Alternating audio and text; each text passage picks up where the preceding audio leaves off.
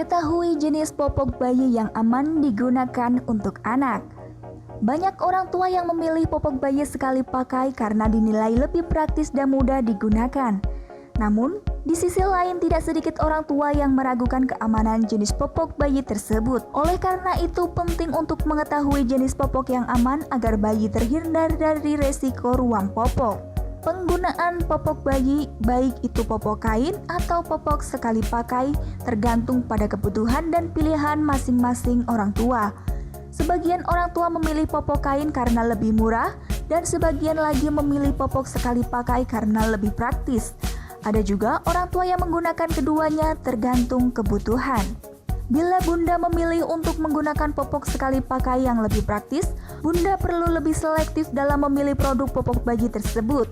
Hal ini dikarenakan beberapa bahan yang terdapat di dalam popok bayi sekali pakai bisa menimbulkan gangguan kesehatan pada bayi. Cara memilih popok bayi yang aman.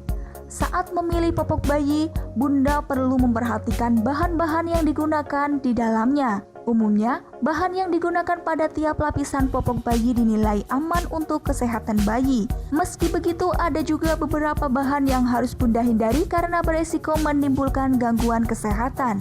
Untuk memilih popok bayi yang aman, perhatikan hal-hal berikut ini. Bahan lapisan luar popok bayi. Lapisan luar biasanya dilapisi dengan plastik yang terbuat dari film polietilena atau bioplastik. Sementara itu, bagian dalam popok yang bersentuhan dengan kulit terbuat dari polipropilena. Kedua bahan tersebut dianggap aman untuk kulit bayi. Bahan penyerap pada popok bayi. Bagian tengah popok mengandung olahan ampas kayu yang diberi pemutih dan penyerap polimer. Bahan-bahan tersebut memiliki daya serap tinggi.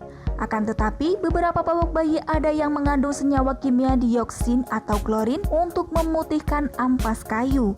Bahan kimia tersebut sempat menjadi perhatian karena dikhawatirkan dapat menyebabkan kanker. Meski demikian, kadar senyawa dioksin yang terdapat pada popok bayi umumnya sangat rendah, sehingga dianggap aman untuk bayi. Bagian popok yang memiliki daya serap tinggi juga biasanya mengandung bahan polimer, yaitu natrium poliakrilat. Walaupun tidak beracun dan tidak menyebabkan iritasi kulit, bahan ini bisa mengganggu pernafasan bila terhirup. Selain itu, bahan penyerap pada popok bayi sekali pakai juga ada yang mengandung palet. Bunda sebaiknya tidak memilih produk popok bayi sekali pakai yang mengandung zat kimia tersebut karena beresiko menimbulkan gangguan pada kesehatan si kecil. Pewarna. Zat pewarna yang digunakan pada popok sekali pakai biasanya terdapat di bagian luar yang ditandai dengan gambar karakter atau kartun. Zat pewarna juga bisa ditemukan pada bagian belakang popok bayi yang elastis. Zat pewarna yang umumnya digunakan adalah pewarna kimia Dispress Blue 106, Dispress Blue 124, Dispress Yellow 3, dan Dispress Orange yang aman untuk bayi. Namun, zat pewarna tersebut terkadang bisa memicu reaksi alergi pada bayi, terutama bayi yang memiliki kulit sensitif. Parfum. Popok sekali pakai ada yang mengandung bahan pewangi atau parfum. Reaksi alergi terhadap bahan pewangi jarang terjadi, namun mungkin saja dialami oleh beberapa bayi yang kulitnya sensitif terhadap parfum. Sebagai alternatif, Bunda dapat menggunakan popok sekali pakai yang terbukti bebas klorin atau menggunakan kapas organik. Selain itu, Bunda juga bisa memilih popok sekali pakai yang bebas lateks, parfum, dan pewarna. Namun jika Bunda khawatir dengan popok sekali pakai yang digunakan saat ini, mungkin Bunda bisa beralih ke popok kain.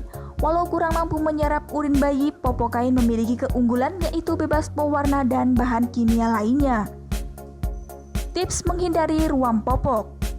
Apapun pilihan Bunda, baik popok sekali pakai atau popok kain, hal penting yang perlu selalu Bunda perhatikan adalah mengganti popok si kecil secara rutin, terutama jika popoknya sudah basah atau kotor.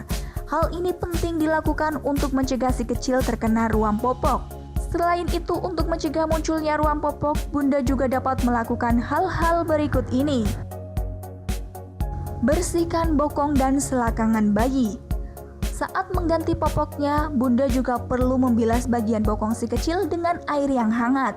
Selanjutnya, gunakan kapas untuk membersihkan sisa kotoran yang menempel di kulitnya secara perlahan.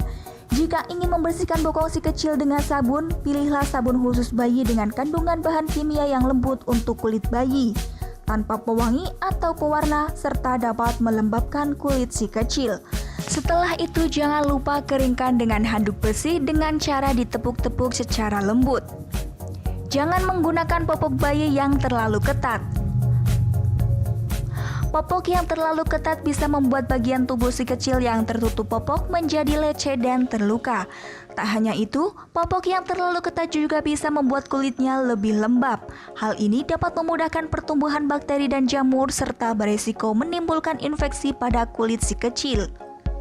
Gunakan obat salep untuk ruam popok. Jika si kecil sering terkena ruam popok, Bunda dapat mengoleskan salep atau krim khusus secara teratur untuk mencegah iritasi pada kulitnya. Jangan lupa untuk selalu mencuci tangan sebelum dan sesudah mengganti popok si kecil. Hindari penggunaan bedak bayi secara berlebihan. Jika rutin dibersihkan dan dikeringkan, kulit bayi akan terlihat bersih dan sehat sehingga Bunda tidak perlu lagi menggunakan bedak bayi. Selain itu, terlalu sering atau terlalu banyak menggunakan bedak bayi juga tidak baik karena beresiko terhirup oleh si kecil dan menyebabkan saluran pernafasannya terganggu. Memilih popok bayi yang aman dapat menghindarkan si kecil dari gangguan kesehatan akibat bahan kimia tertentu. Meski begitu, popok bayi yang aman pun bisa menimbulkan masalah pada kulit seperti ruam popok jika penggunaannya tidak tepat. Bila si kecil mengalami ruam popok yang tak kunjung membaik, walau sudah diobati dengan krim atau salep untuk ruam popok, sebaiknya konsultasikan masalah tersebut ke dokter anak agar dapat diberikan penanganan yang tepat.